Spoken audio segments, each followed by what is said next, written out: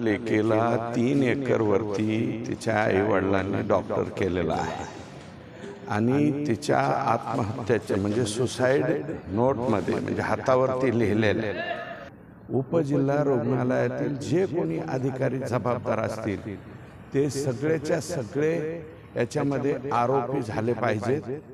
त्याची स्वतंत्र चौकशी झाली पाहिजे, परंतु SIT ही स्थापन याच्यामध्ये झाली पाहिजे आणि जे फरार आरोपी आहेत, कारण आजच्या पेपरला त्या ठिकाणी वाचलंय, इथून पुढे दुसरी डॉक्टर संपदा होता कामा नये याची संपूर्ण काळजी त्या ठिकाणी घेतली पाहिजे।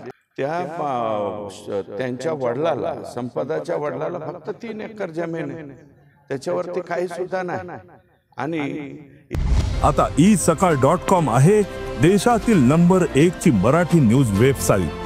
प्रत्येक अपडेटसाठी isakal.com ला नक्की भेट द्या। लेकीला 3 एकरवरती तिच्या आईवडिलांनी डॉक्टर केलेला आहे आणि तिच्या आत्महत्येचे म्हणजे सुसाईड नोटमध्ये म्हणजे हातावरती लिहिलेल्या जे कोणी पोलीस उपनिरीक्षक, त्याच्यानंतर तो बनकर, हे तर आरोपी झालेच पाहिजेत, परंतु संपदाच्या तक्रारीची दखल न घेणारे उपजिल्हा रुग्णालयातील जे कोणी अधिकारी जबाबदार असतील ते सगळेच्या सगळे याच्यामध्ये आरोपी झाले पाहिजेत। त्याची स्वतंत्र चौकशी झाली पाहिजे आणि हे जे सगळे आरोपी आहेत हे सगळेच्या सगळे फासावरती लटकले पाहिजेत असं माझं मत आहे। 100% खरं आहे, त्याच्याबद्दल ज्या पोलिसांनी तक्रार घेतली नाही, फास्ट ट्रॅकवरती तर हा खटला चाललाच पाहिजे, परंतु SIT ही स्थापन याच्यामध्ये झाली पाहिजे आणि जे फरार आरोपी आहेत, कारण आजच्या पेपरला त्या ठिकाणी वाचलंय की तो बदने आणि बनकर, तो घरमालकाचा मुलगा, हे दोन्हीही फरार झालेले आहेत। पोटाला चिमटा घेऊन आमचे लोक ऊस तोडून लेकीबाळींना शिकवतात, उच्च शिक्षित करतात आणि त्याचा जर असे काही लोक गैरफायदा घेत असतील तर ही एक जरब बसली पाहिजे।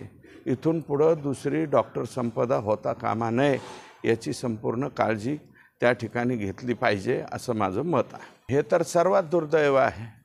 आम्ही बीडचे म्हणजे आम्ही कष्ट करून पोटाला प्रसंगी चिमटा घेऊन, आम्ही ऊस तोडून, आम्ही नको ते काबाड कष्ट करून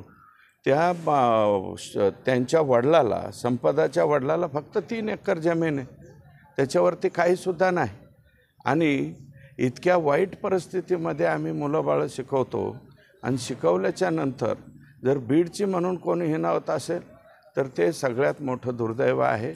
आमचे बीडचे लोक बुद्धिमानसुद्धा आहेत आणि सगळ्या क्षेत्रामध्ये पुढं जाणारे लोक, जे कोणी असेल ते, माझं म्हणणं आहे की कोण खासदार असतील, त्यांचे कोण PA असतील, प्रेशर टाकणारे, दबाव टाकणारे, हे तपासामध्ये आता पुढं येतील आणि जर त्यांनी तसा काही उद्योग केला असेल तर ते कोणी खासदार असो, कोणी PA असो, ते सुद्धा याच्यामध्ये आरोपी 100% झाले पाहिजेत, कारण त्यांचाही तेवढाच रोल, कारण त्या लेकरावरती अत्याचार होत होता आणि अत्याचार होत असताना तिने वारंवार तक्रारी केलेल्या, एक वेळा तक्रार ठीक आहे दुर्लक्षित झाली, पण वारंवार तक्रारी जर केले असतील तर तिथले संबंधित जे कोणी असतील, ते क्लार्कपासून त्या ह्याच्या CS पर्यंत जे कोणी लोक जबाबदार असतील ते सगळेच्या सगळे याच्यामध्ये आरोपी झाले पाहिजे आणि डॉक्टर संपदाला न्याय